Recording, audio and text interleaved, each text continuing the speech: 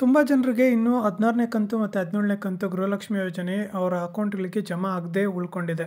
ಗೃಹಲಕ್ಷ್ಮಿ ಯೋಜನೆ 16ನೇ ಕಂತು ಮತ್ತು 17ನೇ ಕಂತು ಬಿಡುಗಡೆ ಆಗಿದೆಯಾ, ಬಿಡುಗಡೆ ಆಗಿದ್ರೆ ಯಾವಾಗ ಅಕೌಂಟ್ಗಳಿಗೆ ಜಮಾ ಆಗುತ್ತೆ ಅನ್ನೋ ಮಾಹಿತಿಯನ್ನು ಈ ವಿಡಿಯೋದಲ್ಲಿ ನೋಡೋಣ. ಹಾಗೇನೇ ಕೆಲವರಿಗೆಲ್ಲ ರೇಷನ್ ಕಾರ್ಡ್ ಇಶ್ಯೂಸ್ ಆಗಿರೋದ್ರಿಂದ ಗೃಹಲಕ್ಷ್ಮಿ ಯೋಜನೆ ಹಣ ಅವರ ಖಾತೆಗಳಿಗೆ ಜಮಾ ಆಗೋದು ಡಿಲೇ ಆಗ್ತಿದೆ.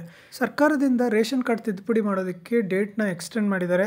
ಅದ್ರ ಬಗ್ಗೆನೂ ಕಂಪ್ಲೀಟ್ ಮಾಹಿತಿಯನ್ನು ಈ ವಿಡಿಯೋದಲ್ಲಿ ನೋಡೋಣ. ಅದಕ್ಕೂ ಮುಂಚೆ ನೀವು ಇನ್ನೂ ನನ್ನ ಚಾನಲ್ಗೆ ಸಬ್ಸ್ಕ್ರೈಬ್ ಮಾಡ್ಕೊಂಡಿಲ್ಲ ಅಂದರೆ ಈಗಲೇ ಸಬ್ಸ್ಕ್ರೈಬ್ ಮಾಡ್ಕೊಳ್ಳಿ, ಹಾಗೆ ಈ ವಿಡಿಯೋ ಒಂದು ಲೈಕ್ ಮಾಡಿ.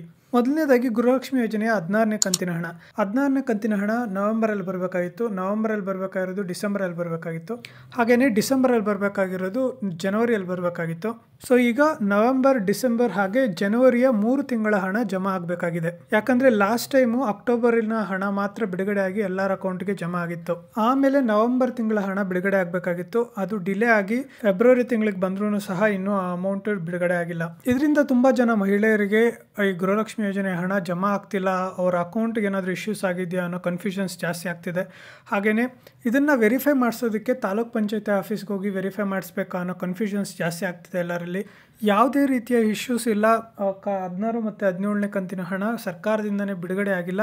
ಇಶ್ಯೂಸ್ ಏನಾದರೂ ಇರಲಿ, ಡೈರೆಕ್ಟಾಗಿ ಸರ್ಕಾರದಿಂದ ಅಂದರೆ ಮಹಿಳಾ ಮತ್ತು ಮಕ್ಕಳ ಅಭಿವೃದ್ಧಿ ಇಲಾಖೆಯಿಂದ ಡೈರೆಕ್ಟಾಗಿ DBT ಸ್ಟೇಟಸ್ ಮುಖಾಂತರ ನಿಮ್ಮ ಅಕೌಂಟ್ಗಳಿಗೆ ನೇರವಾಗಿ ಹಣ ಜಮಾ ಆಗಲೇ ಆಗುತ್ತೆ.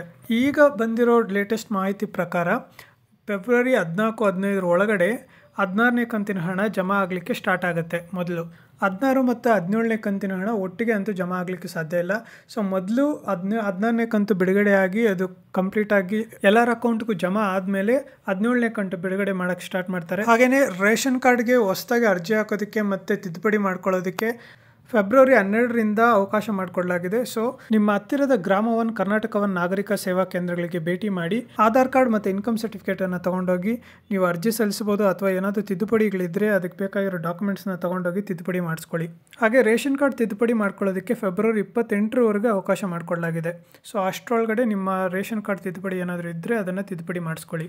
ಹೆಸರು, ಅಡ್ರೆಸ್ ಹಾಗೆ ನ್ಯಾಯಬೆಲೆ ಅಂಗಡಿಯನ್ನು ಸಹ ಈ ತಿದ್ದುಪಡಿ ಮುಖಾಂತರ ಚೇಂಜ್ ಮಾಡ್ಕೊಳ್ಬೋದು. ಹಾಗೆ ಈ ಮಾಹಿತಿ ನಿಮಗೆ ಯೂಸ್ಫುಲ್ ಅನಿಸಿದ್ರೆ ಈ ವಿಡಿಯೋಗೊಂದು ಲೈಕ್ ಮಾಡಿ, ಹಾಗೆ ಶೇರ್ ಮಾಡಿ.